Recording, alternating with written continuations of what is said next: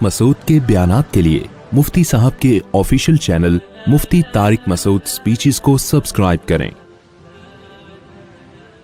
شب برات کے بارے میں خوب سمجھ لیں، بہت سارے کام کیے جاتے ہیں۔ اس رات کے بارے میں یہ کہا جاتا ہے عبادت کی فضیلت ہے، ایک بات یہ ہو گئی۔ دوسری بات یہ بتائی جاتی ہے کہ اس رات قبرستان جانا چاہیے۔ تیسری بات یہ بتائی جاتی ہے اس رات تقدیر کے فیصلے ہوتے ہیں۔ چوتھی بات یہ بتائی جاتی ہے اس رات قرآن نازل ہوا ہے۔ پانچویں بات یہ بتائی جاتی ہے کہ اس رات میں پٹاخے وٹاخے، یا چھٹی یہ کہ نہانا دھونا چاہیے۔ ساتویں یہ کہ کوئی میٹھا میٹھا کھانا چاہیے، کھلانا چاہیے، برکت ہوتی ہے رزق میں۔ جی پتوں کا، بیری کے پتوں سے نہاتے ہیں لوگ، بیری کے پتوں سے، بیری کے سارے، میں تو بکریاں چرانے جاتا تھا نا، تو بیری کے پتے وہ شب برات سے پہلے شارٹ ہو جاتے تھے، ہم پہلے سے بکریوں کو چرا کے لے آتے تھے، شب برات میں پتے غائب ہو جائیں گے۔ تو ان میں صرف ایک عبادت ایسی ہے جس میں اختلاف ہے۔ جمہور حضرات اس کے قائل ہیں کہ شب برات کی رات میں عبادت کا ثواب دوسری راتوں سے زیادہ ملتا ہے، اور بعض اس کے قائل ہیں کہ عبادت کی بھی کوئی فضیلت نہیں ہے سرے سے۔ دونوں کے دلائل ہیں۔ میں نے اس بارے میں آڈیو بیان ایک ریکارڈ کروایا ہے، آپ گوگل پہ سرچ کر سکتے ہیں، شب برات مفتی طارق مسعود، شب برات کے دلائل، آڈیو بیان ہے۔ اس میں شب برات سے متعلق جتنی حدیثیں ہیں، ایک ایک حدیث کی سند پڑھ کے سنائی ہے ہم نے، ایک ایک حدیث کی سند۔ تو اس میں کوئی ایک حدیث بھی صحیح نہیں ہے۔ ہاں یہ ضرور ہے کہ شب برات کی رات کی عبادت پہ کئی ضعیف حدیثیں ہیں، تو اس لیے محدثین کا اصول ہے کہ جب بہت ساری ضعیف حدیثیں جمع ہوتی ہیں تو درجہ حسن تک پہنچ جاتی۔ اس لیے جمہور اس کے قائل ہیں کہ اس رات عبادت کرنی چاہیے، دوسری راتوں سے اس رات عبادت کا ثواب زیادہ ہے۔ تو کرنے کا کام صرف اور صرف اور صرف عبادت ہے بس۔ قبرستان کے بارے میں حدیث صحیح نہیں ہے۔ اگر فرض کر لو ہے صحیح، تو پوری زندگی نبی ایک بار قبرستان گئے ہیں اور آپ ہر سال جاتے ہو۔ پھر نبی اکیلے گئے ہیں چپکے سے رات کے اندھیرے میں، آپ جتھے بنا کے جاتے ہو، اور اندھیرے نہیں، وہاں لائٹنگ ہوتی ہے، تو یہ سنت تھوڑی ہے، تو خلاف سنت ہو گیا نا۔ پھر صحابہ میں سے کسی سے بھی ثابت نہیں ہے کہ زندگی میں اس رات میں ایک بار بھی قبرستان گئے ہوں، ایک بار بھی قبرستان گئے ہوں۔ تو یہ ایک ایسی سنت ہے جس پر صحابہ نے عمل نہیں کیا۔ نہانا دھونا کسی حدیث سے ثابت نہیں ہے، حلوے مانڈے پٹاخے کسی حدیث سے ثابت نہیں ہے۔ قرآن میں صاف طور پر ہے انا انزلناہ فی لیلۃ القدر، ہم نے قرآن نازل کیا ہے کس میں؟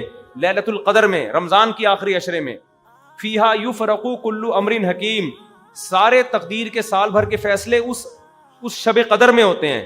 تو اتنی واضح قرآن کی آیتیں موجود ہیں، تو شب برات کے بارے میں ایسی روایتیں موجود نہیں ہیں، سمجھتے ہو؟ اس لیے بعض ائمہ اس کے قائل ہے کہ بعض رافضیوں نے، بعض لوگوں نے لیلۃ القدر جو ہے نا رمضان کے آخری عشرے میں ہوتی ہے، اس رات کی ویلیو کو گھٹانے کے لیے اس کی اہمیت بڑھائی ہے، تاکہ اس رات کی ویلیو کیا ہو جائے؟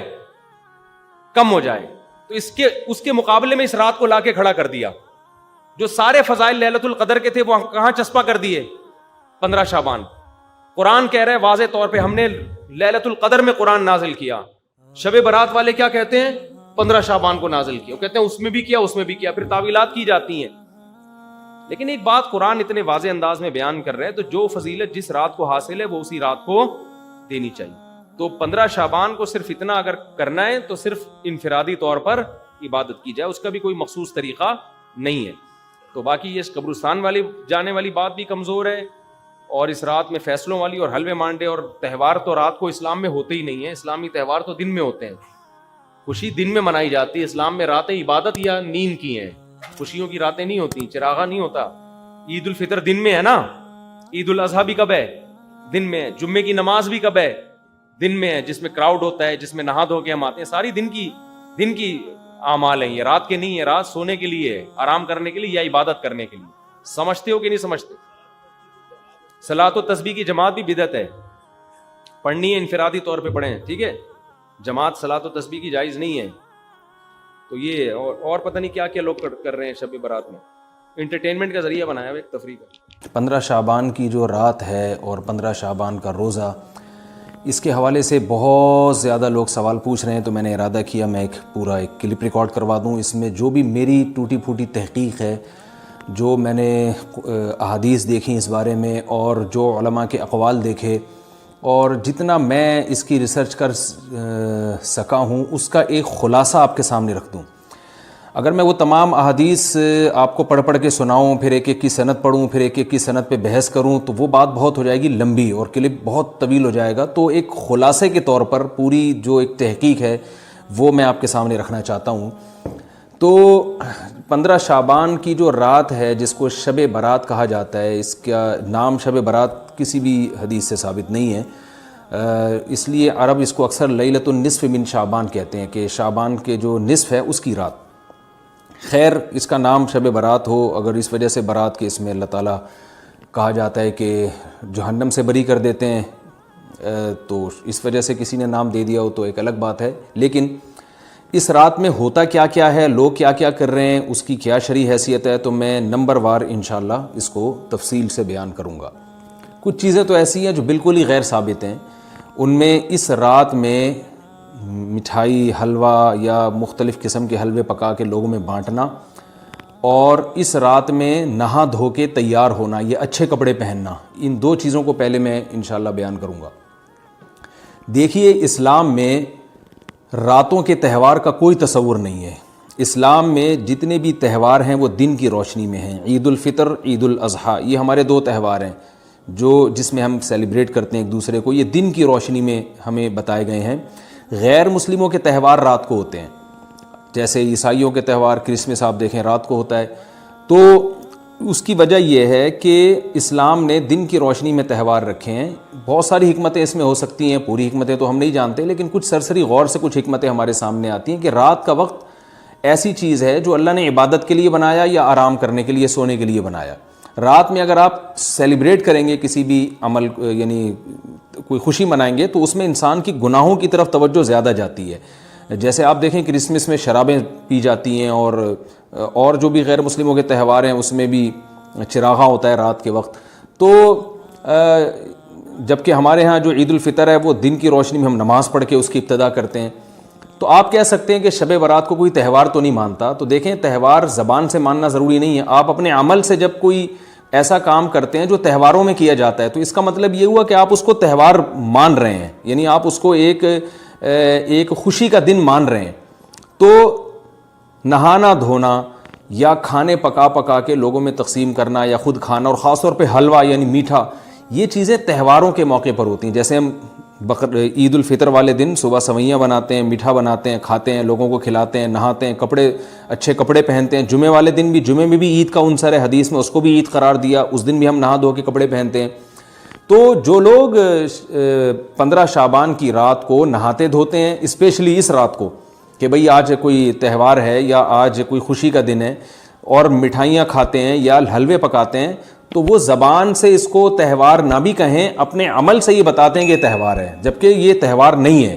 اسلام میں کوئی اس کی ایک ضعیف روایت بھی نہیں ہے کہ آپ صلی اللہ علیہ وسلم نے، میرے علم میں نہیں ہے کم از کم، ہو سکتا ہے کوئی موضوع من گھڑت روایت موجود ہو جس میں کوئی کہیں بھی نہیں ہے کہ آپ صلی اللہ علیہ وسلم نے اس رات کو ہمیں نہانے کا حکم دیا ہو، یا اچھے کپڑے پہننے کا حکم دیا ہو، یا کھانے پینے کا یا حلوے کھلانے کا، ہمیں حلوے مانڈے کا ہمیں حکم دیا ہو. تو اللہ کا واسطہ یہ بدعت ہے، اس کو ختم کریں اپنے معاشرے سے. اور اسلام میں تہوار کا ٹائم دن میں ہوتا ہے. عید الفطر، عید الاضحیٰ ہے جس میں ہم دن میں قربانی کرتے ہیں اور کھاتے ہیں، پیتے ہیں، نہاتے ہیں، دھوتے ہیں. راتوں کے یہ کام نہیں ہے، رات کو آپ سوئیں یا عبادت کریں. تو ایک چیز تو یہ تھی جو میں بتانا چاہ رہا تھا. دوسری چیز، اس رات کو قبرستان جانا. دیکھیے، اس بارے میں حدیث پیش کی جاتی ہے، مشہور حدیث ہے، لوگ سنتے رہتے ہیں کہ نبی صلی اللہ علیہ وسلم رات کو اٹھے اور امی عائشہ رضی اللہ تعالیٰ عنہ بھی آپ کے پیچھے چلی گئیں، اور آپ صلی اللہ علیہ وسلم جنت البقیع میں مغفرت کی دعا مانگ کے تشریف لے آئے واپس. تو یہ حدیث انتہائی درجے کی ضعیف حدیث ہے. اور ایک تو ضعیف حدیث ہے، دوسری بات یہ کہ اگر ہم تھوڑی دیر کے لیے فرض کر لیں یہ صحیح حدیث ہے، اور ہم کہتے ہیں کہ بھئی نبی صلی اللہ علیہ وسلم نے یہ عمل کیا ہے، تو صحابہ میں سے کسی سے ضعیف حدیث سے بھی ثابت نہیں ہے کہ کوئی اس رات قبرستان گئے ہوں. حضرت ابو بکر کے بارے میں کوئی روایت نہیں ملتی کہ اس رات قبرستان گئے ہوں. حضرت عمر کے بارے میں کوئی روایت نہیں ملتی، یہ کسی ایک صحابی کے بارے میں نہیں. تو آپ مجھے بتائیں کہ یہ کیسی سنت ہے کہ جو صحابہ کی سمجھ میں نہیں آئی اور ہماری سمجھ میں آ گئی ہے. تو مشرکین مکہ یہ کہا کرتے تھے، لو کان خیرن ما سبقونا الیہ، قرآن مجید کی آیت ہے کہ اگر یہ اسلام میں کوئی خیر ہوتی تو یہ صحابہ ہم سے پہل نہ کرتے. یہ صحابہ نے ہم سے پہل کیا ہے، اس کا مطلب ہے یہ اسلام خیر کا کام نہیں ہے. تو مشرکین کو صحابہ سے چونکہ نفرت تھی، اس لیے کہتے تھے کہ یہ چونکہ اسلام کو فالو کر رہے ہیں تو یہ اس کی علامت ہے کہ اسلام خیر نہیں ہے، کیونکہ خیر میں تو ہم صحابہ سے آگے ہوتے ہیں. اپنے بارے میں ان کا یہ اس خوش فہمی میں مبتلا تھے وہ. لیکن ہماری رائے کیا ہے؟ ہم یہ کہتے ہیں کہ لو کان خیرن لسبقونا الیہ. وہ کہتے تھے لا سبقونا، ہم کہتے ہیں لسبقونا، کہ اگر کوئی بھی خیر کا کام ہے تو صحابہ ہم سے ضرور اس میں پہل کریں گے. یہ ہو نہیں سکتا کہ خیر کا کام ہم کریں اور صحابہ نے نہ کیا ہو. تو اسی طرح میں یہ عرض کرتا ہوں کہ دیکھیں، اگر قبرستان جانا اس رات میں سنت عمل ہوتا تو صحابہ یقیناً جایا کرتے. کوئی ایک صحابی تو گیا ہو. یہ کیسی بات ہے جو صحابہ کی سمجھ میں نہیں آئی اور ہماری سمجھ میں آ رہی اور ہم قبرستان جا رہے ہیں اس رات کو. چلیں اگلا اسٹیپ تھوڑی دیر کے لیے فرض کر لیتے ہیں کہ نبی صلی اللہ علیہ وسلم جو ایک رات قبرستان گئے، فرض کر لیں وہ حدیث بھی صحیح ہے. یہ بھی فرض کر لیں کہ صحابہ اگرچہ نہیں گئے مگر ہم صحابہ سے بھی زیادہ آگے نکلنے کی کوشش کرتے ہیں اور صحابہ کو سمجھ میں نہیں آیا، ہمیں سمجھ میں آ گیا. تو چلیں فرض کر لیں تھوڑی دیر کے لیے کہ اس رات کو جانا ہم سنت مان لیتے ہیں. آپ کے دلائل ہم مان لیتے ہیں اور صحابہ کی سمجھ میں نہیں آئے لیکن ہماری سمجھ میں زیادہ آ رہا ہے. ہم فرض کر لیتے ہیں، مان لیتے ہیں کہ اس رات قبرستان جانا سنت ہے. تو آپ مجھے بتائیں، نبی نے جو عمل جس طرح سے کیا ہو اس طرح سے سنت ہوگا، یا آپ اپنی طرف سے، جس کو ہم پشتوں میں کہتے ہیں اخپل طریقے سے کرنا سنت ہے؟ نبی نے فجر کی 2 رکعتیں پڑھی ہیں اور ہر رکعت میں 2 سجدے کیے ہیں. آپ اگر فجر کی 3 رکعتیں پڑھیں گے تو کیا نماز ہو جائے گی آپ کی؟ اب آپ دلیل میں یہ کہیں کہ نبی نے فجر کی نماز پڑھی ہے تو مجھ پر بھی لازم ہے. تو بھائی نبی نے پڑھی ہے تو جیسے نبی کے پڑھنے سے آپ پر پڑھنا لازم ہو گیا تو جس طرح سے پڑھی ہے اسی طرح پڑھنا لازم ہوگا، اخپل طریقے سے پڑھنا لازم نہیں ہوگا. تو اسی طرح یاد رکھیں، فرض کر لیں کہ نبی قبرستان گئے ہیں اور یہ قبرستان جانا سنت ہے، تو نبی کس طرح گئے ہیں اور کتنی دفعہ گئے ہیں؟ نبی رات کو چپکے سے اٹھ کے گئے ہیں. کوئی کسی کو آپ نے جمع نہیں کیا، کسی کو بتایا تک نہیں، جو اس حدیث سے پتہ چل رہا ہے ہمیں. اگرچہ یہ ضعیف حدیث ہے لیکن فرض کر لیں یہ صحیح ہے. تو کہیں پتہ بھی نہیں چل رہا، چپکے سے قبرستان گئے اور چپکے سے واپس آئے اور پوری زندگی میں ایک دفعہ گئے. جبکہ ہمارے ہاں ہر سال قبرستان میں لوگ جا رہے ہیں. جب بھی شب برات آتی ہے لوگ قبرستان جاتے ہیں ہر سال. نبی ایک دفعہ گئے اور آپ ہر سال جا رہے ہیں. نمبر 2، جاتے جتھوں کی شکل میں. نبی تو چپکے سے گئے ہیں، تو آپ رات کو 2-2:30 بجے ذرا چپکے سے اٹھیں اور تنہائی میں جب قبرستان میں وحشت ہو اور اندھیرا ہو اور وہاں قبرستان جائیں، اتنا دم ہے آپ میں، تو ہم کہیں گے بھئی آپ نے نبی کی سنت کو زندہ کیا ہے. لیکن آپ تو جتھوں کی شکل میں جا رہے ہیں، نہا دھو کے جا رہے ہیں، خوشبو لگا کے جا رہے ہیں، تیار ہو کے جا رہے ہیں، اور جو کچھ وہاں خرافات ہو رہی ہیں قبرستان میں وہ تو ساری دنیا کو معلوم ہے. میلے ٹھیلے لگے ہوئے ہیں وہاں پہ، گولے گنڈے بک رہے ہیں، برگر بک رہے ہیں، گول گپے بک رہے ہیں وہاں پہ، اور پھول الگ بک رہے ہیں، ہار پھول قبروں پہ چڑھانے کے لیے. کیا بدماشی ہے یہ! کیا منہ دکھائیں گے رسول اللہ صلی اللہ علیہ وسلم کو قیامت کے دن؟ آپ کے سامنے کیا وہ حدیث نہیں ہے کہ نبی صلی اللہ علیہ وسلم نے فرمایا کہ روایت میں آتا ہے کہ کچھ لوگ قرب میدان حشر میں آئیں گے تو ان کے چہرے ایسے ہوں گے جیسے میری امت کے چہرے ہوتے ہیں، میری امت کی شکل ہوتی ہے. حدیث کا مفہوم میں بیان کر رہا ہوں. تو جب وہ حوض کوثر کا پانی پینے کے لیے میرے پاس آئیں گے تو فرشتے ان کو بھگائیں گے، سحقن سحقن. تو آپ صلی اللہ علیہ وسلم پوچھیں گے یہ تو میری امت ہے، آپ تو فرشتے کیا کہیں گے کہ یہ آپ کی وہ امت ہے جنہوں نے آپ کے دنیا سے جانے کے بعد دین میں ایسی چیزیں ایجاد کر لی تھیں جن کا آپ نے حکم نہیں دیا. تو آپ کیا فرمائیں گے؟ سحقن سحقن، دور کرو ان سے. تو ایسا نہ ہو کہ ہم قیامت کے دن رسول اللہ صلی اللہ علیہ وسلم کی شفاعت سے محروم ہو جائیں. تو اللہ کا واسطہ قبرستان مت جائیں اس رات، گھر میں بیٹھیں آرام سے، یہیں بیٹھ کے میت کے لیے مغفرت کی دعا کریں. اور اگر آپ سمجھتے نہیں یہ حدیث بالکل صحیح ہے اور جانا لازمی ہے تو پھر تنہائی میں جائیں، ایسے قبرستان کا انتخاب کریں جہاں آپ کے علاوہ کوئی بھی نہ ہو، اور پھر چپکے سے جائیں اور پتلی گلی سے واپس آ جائیں آپ. اگرچہ ہم تو اس کو بھی نہیں مانتے لیکن اگر کرنا ہے تو پھر اس طریقے سے عمل کریں اگر آپ حدیث کو فالو کرنا چاہتے ہیں آپ اپنے خیال کے مطابق. تو یہ 2 باتیں ہو گئیں. ایک تیسری چیز کیا ہے؟ کیا قرآن اس رات میں نازل ہوا ہے اور تقدیر کے فیصلے اس رات میں ہوتے ہیں؟ دیکھیے قرآن میں 2 جگہ اللہ نے اس مضمون کو بہت وضاحت سے بیان کیا. ایک سورہ دخان میں انا انزلناہ فی لیلۃ مبارکہ کہ ہم نے اس کو مبارک رات میں نازل کیا، اور اللہ نے فرمایا فیہا یفرق کل امر حکیم، اس میں حکمت والے فیصلے ہوتے ہیں اس رات میں. دوسری جگہ 30ویں پارے میں سورہ قدر میں اللہ نے فرمایا انا انزلناہ فی لیلۃ القدر، ہم نے اس قرآن کو لیلۃ القدر میں نازل کیا، اور اس میں بھی اللہ نے فرمایا تنزل الملائکۃ فیہا کہ فرشتے اس رات میں اترتے ہیں باذن ربہم من کل امر، تمام قسم کے معاملات لے کے. تو یہاں بھی اللہ بتا رہے ہیں کہ جو 1 سال کے فیصلے جس رات میں ہوتے ہیں اور فرشتوں کے حوالے کیے جاتے ہیں وہ رات اور قرآن کے نازل ہونے والی رات ایک ہی ہے، یہ الگ الگ راتیں نہیں ہیں. اور سورہ قدر میں اللہ نے فرما دیا واضح لفظوں میں کہ وہ لیلۃ القدر کی رات ہے. تو اتنی وضاحت کے بعد پھر یہ کہنا کہ اس رات میں قرآن نازل ہوا تھا جبکہ اس کے بارے میں کوئی صحیح حدیث موجود بھی نہیں ہے، ضعیف یا موضوع روایتیں ہیں، تو یہ بالکل قرآن پر میں سمجھتا ہوں کہ یہ ٹھیک نہیں ہے، بالکل دلیل کے لحاظ سے یہ کمزور بات ہے. اگرچہ بعض علماء اس طرف گئے ہیں اور انہوں نے تعویل کی ہے، انہوں نے یہ تعویل کی ہے کہ قرآن جو ہے آسمان دنیا پہ آیا لیلۃ القدر میں، اور وہاں سے جو نیچے نزول شروع ہوا ہے وہ شب برات میں ہوا ہے، لیکن یہ تعویل عقل سے بعید ہے اور اس تعویل کی ہمیں ضرورت بھی نہیں ہے. دو صحیح حدیثیں ٹکرا رہی ہوں یا قرآن کی آیت کسی ایسی متواتر حدیث سے ٹکرا رہی ہو تو پھر تو وہاں ہمیں تطبیق دینے کی ضرورت پیش آتی ہے، جب قرآن کے مقابلے میں کوئی حدیث ہی نہیں ہے، صحیح حدیث بھی نہیں ہے. حالانکہ قرآن کے مقابلے میں تو فقہا کہتے ہیں کہ اگر صحیح حدیث بھی ہو، متواتر نہ ہو، صحیح حدیث بھی ہو تو وہ بھی ظنی ہوتی ہے، تو اس حدیث کو رد کیا جائے گا، قرآن میں تعویل نہیں کی جائے گی. لیکن یہاں تو صحیح حدیث بھی نہیں ہے، یہاں تو ایک ضعیف روایت ہے اور ضعیف اقوال ہیں، آپ اس کو کیسے قرآن کے مقابلے میں لا سکتے ہیں؟ تو جو بالکل بے غبار بات ہے وہ یہی ہے کہ اللہ تعالیٰ نے قرآن مجید کو لیلۃ القدر میں نازل کیا، جو رمضان کے آخری عشرے میں ہوتی ہے، اور اسی لیلۃ القدر میں فیصلے بھی ہوتے ہیں. اور بعض لوگ کہتے ہیں اس میں حرج کیا ہے کہ ہم 15 شعبان کو بھی فرض کر لیں، اس میں قرآن نازل ہوا اور لیلۃ القدر میں بھی. بھائی اس سے لیلۃ القدر کی ویلیو کم ہوتی ہے. اللہ تو لیلۃ القدر کی ویلیو بڑھا رہے ہیں کہ یہ ایسی رات ہے جس میں ایک سال کے فیصلے بھی کر دیے جاتے ہیں اور اس میں قرآن مجید کا نزول بھی شروع ہوا. تو جس رات کو اللہ نے جو پروٹوکول دیا ہے وہی پروٹوکول اس کو دینا چاہیے، آپ اس کو کسی اور رات کو نہ دیں وہ پروٹوکول. تو یہ تیسرا مسئلہ ہوا. پہلا مسئلہ حلوے مانڈے کا اور نہانے دھونے کا، وہ بھی غلط ہے. دوسرا مسئلہ قبرستان جانے کا، وہ بھی ٹھیک نہیں ہے. تیسرا مسئلہ کہ اس رات میں قرآن نازل ہوا اور فیصلے ہوتے ہیں، یہ تیسری بات بھی غلط ہے. نہ تو اس رات میں قرآن نازل ہوا اور نہ اس رات میں فیصلے ہوتے ہیں. چوتھی چیز کہ کیا اس رات کی میں عبادت کی کوئی فضیلت ہے سرے سے یا نہیں ہے، یہ ایک علمی مسئلہ ہے.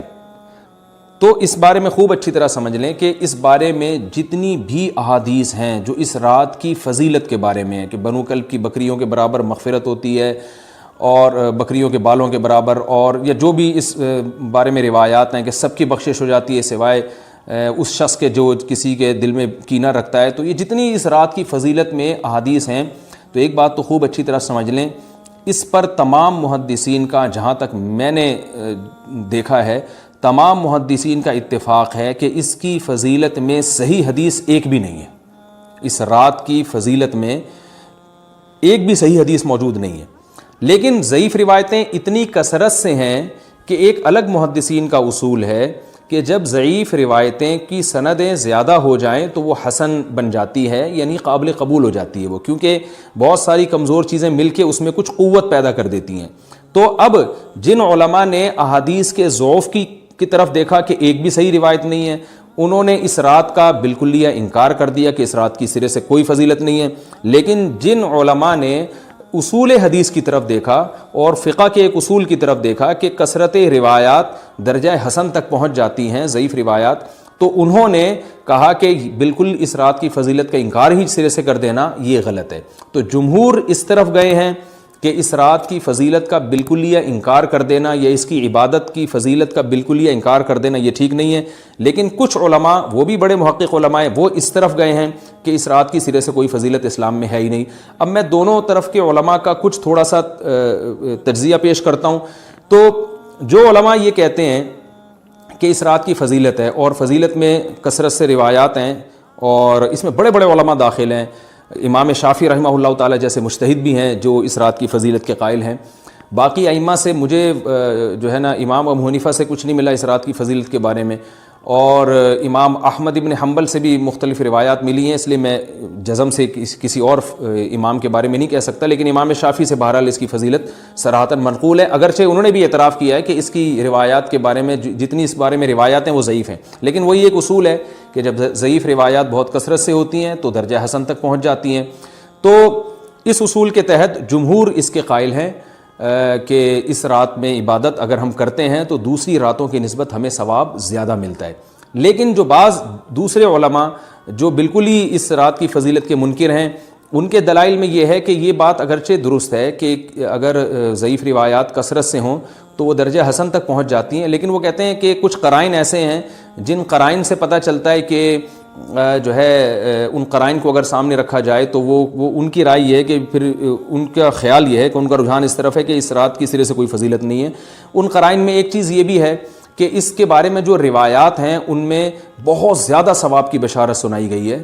تو بعض محدثین کا یہ اصول ہے کہ کسی رات کے بارے میں یا کسی خاص عمل کے بارے میں بہت زیادہ کہیں غلو ہوتا ہے یا مبالغہ ہوتا ہے، غلو تو نہیں کہہ سکتے، تو یہ خود ایک اس طرف اشارہ ہوتا ہے کہ یہ ایک ضعف ہے، اگرچہ یہ کوئی اتنی مضبوط بات نہیں ہے، لیکن بہرحال جو علماء اس کی فضیلت کے بالکل منکر ہیں ان کی ایک دلیل میں آپ کے سامنے پیش کر رہا ہوں۔ دوسری بات یہ ہے کہ جو علماء اس کی فضیلت کے بالکل بھی قائل نہیں ہیں ان کی ایک بڑی دلیل یہ بھی ہے، جن میں ہمارے شیخ حضرت مفتی رشید احمد صاحب رحمہ اللہ تعالیٰ بھی تھے، اگرچہ انہوں نے اس بارے میں کوئی صراحتاً فتویٰ نہیں دیا، لیکن وہ یہ اشکال ظاہر کیا کرتے تھے کہ شریعت میں جب بھی کسی وقت کی یا کسی خاص رات کی کوئی فضیلت آتی ہے تو اللہ تعالیٰ اس کو جو ہے وہ اس کا صحیح ٹائم نہیں بتاتے بلکہ اس میں اختلاف ڈال دیتے ہیں۔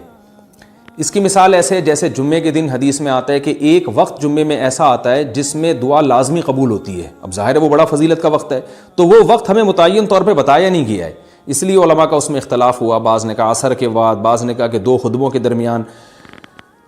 لیلۃ القدر کو دیکھ لیں، لیلۃ القدر کی فضیلت میں قرآن بھی ہے، بہت ساری احادیث ہیں، لیکن لیلۃ القدر کی رات ہے کون سی یہ اللہ نے اس میں ابہام ڈال دیا۔ طاق راتوں میں 21 بھی ہو سکتی ہے، 23 بھی ہو سکتی ہے، بعض بلکہ حدیث سے 22ویں رات کا بھی ہونا ثابت ہے، زیادہ امکان 27ویں رات کا ہوتا ہے، تو وہ متعین نہیں ہے۔ تو جو علماء کہتے ہیں اس کی سرے سے کوئی فضیلت ہی نہیں ہے، ان کا رجحان وہ ان کی ایک یوں سمجھیں کہ دلیل تو نہیں لیکن ایک استئناس کہتے ہیں اس کو، کہ اس سے ان کے اس نظریے کو تقویت ملتی ہے کہ اگر یہ اس کی اتنی زیادہ فضیلت ہے تو اس کی تعیین میں اختلاف بالکل بھی نہیں ہے، تو یہ وہ کہتے ہیں کہ یہ مزاج شریعت کے خلاف ہے۔ اور تعیین میں اختلاف ہوتا کیوں ہے؟ علماء نے یہ بیان کیا اگر لیلۃ القدر کو متعین طور پہ بیان کر دیا جاتا ہے نا کہ یہی لیلۃ القدر ہے تو بہت ساری اس میں جو ہے نا حکمتیں فوت ہو جاتی، جن میں ایک یہ بھی کہ اس رات میں جہاں عبادت کا ثواب بہت ہے گناہ کا عذاب بھی بہت ہے، پھر اگر اس رات میں کوئی گناہ کرتا تو وہ اللہ کے عذاب سے نہ بچ پاتا، کیونکہ وہ اللہ متعین کر دیا کہ یہ لیلۃ القدر ہے، تو کیسے تم اس میں گناہ کر رہے ہو؟ اب معاملہ اللہ نے مبہم رکھ دیا کہ بھئی یہ بھی ہو سکتی ہے تو اگلے دن بھی ہو سکتی ہے۔ اور ایک فائدہ یہ بھی اس میں رکھا متعین نہ کرنے میں کہ لیلۃ القدر انہی کو ملے جو تلاش کریں، جو پورا عشرہ جاگیں گے ان کو لیلۃ القدر ملے گی۔ اگر اللہ اسپیسیفک دن بتا دیتا کہ 21ویں ہے، 23ویں ہے یا 25ویں ہے یا 22ویں ہے تو بہت سارے لوگوں کو لیلۃ القدر مل جاتی، تو اللہ نے جو مبہم رکھا ہے نا تو ایک رات کی فضیلت اللہ نے بڑھا دی مگر اس کی تعیین میں ابہام پیدا کر دیا تاکہ جو پورا عشرہ جاگے گا اسی کو لیلۃ القدر ملے گی، اس کے علاوہ ہر آدمی کو نہ ملے۔ وہ ایک اللہ کی ایک حکمت ہو سکتی ہے اس میں۔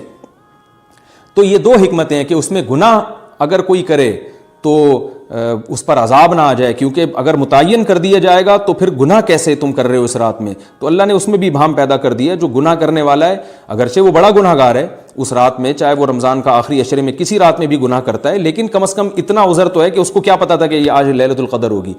تو جو 15 شعبان کی رات ہے اس کی بہت زیادہ فضیلت ہے، تو پھر یہ رات کو متعین کیوں کر دیا گیا؟ یہ ان علماء کی دلیل میں بیان کر رہا ہوں جو اس کی فضیلت کے بالکل بھی قائل نہیں ہیں، لیکن بہرحال حقیقت یہ ہے کہ جمہور علماء اس کی فضیلت کے قائل ہیں، کیونکہ یہ جو میں نے دلائل دیے کہ وہ علماء جو اس کی فضیلت کے سرے سے منکر ہیں ان کے یہ دلائل کو ہم دلیل نہیں کہیں گے بلکہ استئناس کہیں گے، کہ استئناس کہتے ہیں کہ ایک چیز استدلال نہیں ہے بلکہ ان اپنے نظریے کی تقویت کے طور پر ایک چیز کو پیش کر دینا جس سے یہ لگتا ہو کہ واقعی یہ صحیح کہہ رہے ہیں، اس کو استئناس کہتے ہیں، میں جو آسان لفظوں میں سمجھانے کی کوشش کر رہا ہوں۔ اور ایک استدلال کہتے ہیں کہ ایک ریسرچ کو، ایک پوری تحقیق کو۔ تو جمہور کا مذہب ایک اصول پر مبنی ہے کہ بھئی اتنی ساری روایات ہیں اور ضعیف ہیں، ان میں ٹھیک ہے کچھ موضوع بھی ہیں لیکن بہت ساری ایسی ہیں جو موضوع بھی نہیں ہیں، تو ضعیف روایات ہیں جب اتنی کثرت سے ہیں اور اس میں ہے بھی عبادت کا تذکرہ تو عبادت کرنے میں کوئی حرج بھی نہیں ہے، تو لہذا انہوں نے اس کو جو ہے نا اس کو دلیل بنایا ہے اور اصول کے لحاظ سے یہ بات درست ہے۔ تو اس اصول کو اگر کوئی فالو کرنا چاہے تو اس رات کی عبادت اس کے لیے بالکل ٹھیک ہے اور اللہ کی رحمت سے امید ہے کہ اس میں اس کو ثواب زیادہ ملے گا۔ تو جمہور ایک طرف ہیں اور بعض علماء دوسری طرف ہیں۔ تو یہ میں نے صرف اس لیے بیان کر دیا کہ اس رات کی فضیلت میں اتفاق نہیں ہے، بلکہ مختلف فی ہے، مجتہد فی ہے، اختلاف رائے اس میں ہو سکتا ہے۔ تو اگر کوئی عالم اس رات کی فضیلت کا بالکلیہ انکار کرے اور ان علماء کا بھی احترام کرے جو اس رات کی فضیلت کے قائل ہیں، تو پھر اس عالم پر رد کرنے کا حق نہیں ہے۔ دوبارہ میں اپنی بات کو ریپیٹ کرتا ہوں، اگر کوئی عالم یہ کہے کہ اس رات کی سرے سے کوئی فضیلت نہیں ہے تو اس عالم پر طعن و تشنیع جائز نہیں ہے، کیونکہ ان کے بھی کچھ نہ کچھ استدلالات ہیں۔ ہاں، اگر کوئی عالم اس رات کی فضیلت کا انکار کر کے جمہور کے مذہب کو بالکل غلط قرار دیں اور اس عمل کو یہاں اس رات کی عبادت کو بالکل بدعت قرار دیں، اور جو اس رات میں عبادت کر رہے ہیں یا اس کی فضیلت کے قائل ہیں ان کو بدعتی قرار دیں، تو یہ غلو ہو جائے گا، یہ زیادتی ہو جائے گی، جو کہ بالکل غلط ہے۔ کیونکہ جب دونوں طرف دلائل ہیں تو اعتدال والی رائے اختیار کرنی چاہیے، اور کسی ایک طرف بہت زیادہ جھکاؤ یا کسی ایک کو 100% غلط قرار دے دینا، بدعتی قرار دے دینا، یہ درست نہیں ہے۔ جو ہماری قوم میں ایک مزاج ہے کہ بس اپنی رائے کو مسلط کرتے ہیں اور دوسرے کی رائے کو مانتے ہی نہیں۔ تو عوام کے لیے کیا ہے؟ لوگ کہتے ہیں مفتی صاحب کنفیوز کر دیا آپ نے، تو لٹکا کے چھوڑ دیا ہمیں۔ وہی میں کنفیوز نہیں کر رہا، عوام جمہور کے مذہب کو فالو کرے گی، جمہور میں بڑے بڑے علماء ہیں، وہ اس کی فضیلت کے قائل ہیں اور وہ اس کے قائل ہیں کہ اس رات میں عبادت کرنی چاہیے، تو آپ جمہور کے مذہب کو فالو کر سکتے ہیں۔ تو اب یہ بات تو ہو گئی، جمہور کا مذہب میں نے آپ کو بتایا کہ وہ اس رات میں فضیلت کے قائل ہیں کہ اس رات میں عبادت کرنی چاہیے، لیکن کیسے کرنی چاہیے اس پر تمام علماء کا اتفاق ہے کہ مسجد میں جتھے بنا کے جانا یا اجتماعی عبادت کرنا یہ بالکل بدعت ہے، بالکل ناجائز ہے۔ اسی طرح کوئی مخصوص قسم کی نماز پڑھنا کہ پہلی رکعت میں یہ والی صورت، تو دوسری میں یہ والی صورت، تو تیسری میں یہ والی صورت، یہ بالکل بدعت ہے۔ صلاۃ التسبیح کی جماعتیں بدعت ہیں۔ تو ایک ہی راستہ ہے آپ کے پاس، آپ عبادت کرنا چاہتے ہیں تو انفرادی طور پر ایسے عبادت کریں جیسے عام دنوں میں آپ عبادت کرتے ہیں، ویسے ہی نماز پڑھیں جیسے عام دنوں میں نماز پڑھتے ہیں۔ کوئی مخصوص صورتیں، مخصوص رکعتیں نہیں ہیں، جتنی اللہ توفیق دے۔ تنہائی میں آپ 2 رکعتیں، تہجد کی 4 رکعتیں، 6 رکعتیں، 8 رکعتیں، 16 رکعتیں، جتنی اللہ توفیق دے آپ رات کو کھڑے ہو کر انفرادی نماز پڑھیں، دعائیں مانگیں اللہ تعالیٰ سے، قرآن کی تلاوت کریں، تسبیحات کریں، جتھے نہ بنائیں مسجد میں، چراغاں نہ کریں، بتیاں نہ لگائیں، قبرستانوں پہ رش نہ کریں۔ یہ سب ناجائز اور سب حرام ہے، گناہ ہے، اس کا اسلام میں کوئی تصور نہیں۔ کرنا ہے تو صرف ایک کام آپ کر سکتے ہیں کہ صرف عبادت کریں، اور اللہ کی رحمت سے امید کی جا سکتی ہے کہ اللہ تعالیٰ اس رات میں آپ کو عبادت کا دوسری راتوں کی نسبت ثواب عطا فرمائے گا۔ کیونکہ آپ اگر جمہور علماء کو فالو کر رہے ہیں تو ہمیں یعنی جن کے پاس علم نہیں ہے تو ان کو علماء ہی کو فالو کرنے کا اللہ نے حکم دیا ہے، تو آپ جمہور علماء کی رائے پر عمل کرتے ہوئے اگر عبادت کرنا چاہیں تو اللہ کی رحمت سے امید ہے کہ انشاءاللہ آپ کو ثواب ملے گا۔ لیکن عبادت کا کوئی مخصوص طریقہ ہرگز نہیں ہے۔ پمفلیٹ بٹ رہے ہوتے ہیں کہ یہ والی صورت پڑھنے سے یہ ہو جائے گا، تو یہ والی صورت پڑھنے سے یہ ہو جائے گا، یہ بالکل غلط ہے۔ تو انفرادی عبادت ہوگی اور ایسے ہی عبادت کا طریقہ ہوگا جیسے پورے سال ہوتا ہے۔ نماز اسی طرح پڑھی جائے گی جیسے پورے سال پڑھی جاتی ہے، دعائیں مانگی جائیں گی، اپنے طور پر اجتماعی سطح پہ کوئی عمل نہ کیا جائے۔ اللہ تعالیٰ سے دعا ہے کہ اللہ تعالیٰ ہمیں سمجھنے کی، عمل کرنے کی توفیق عطا فرمائے۔